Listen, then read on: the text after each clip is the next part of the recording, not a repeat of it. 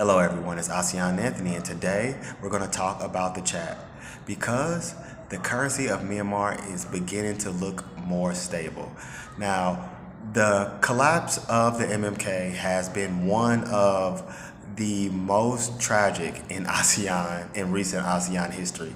Since the year 2021, the chat has lost about 80% of its value on the black market.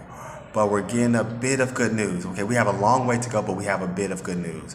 According to the World Bank, they released an annual statement on the currency of Myanmar, and their last statement, which they released earlier this year, according to them, the MMK is beginning to stabilize.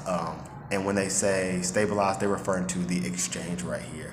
And the World Bank seems to be very surprised at how resilient this currency is. And that's what this video is about. That's what we're going to talk about today. So when the currency collapsed, the people of Myanmar adapted far quicker than the people of Cuba, far quicker than the people of Zimbabwe, far quicker than the people of Iran.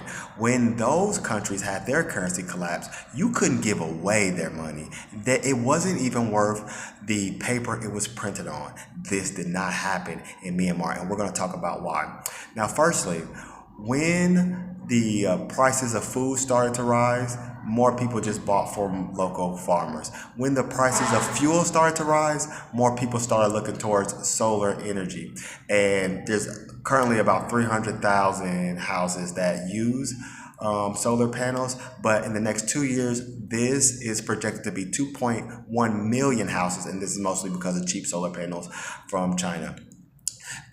When the prices of imported goods started to rise, people just bought local goods, and this is why the chat still has its value.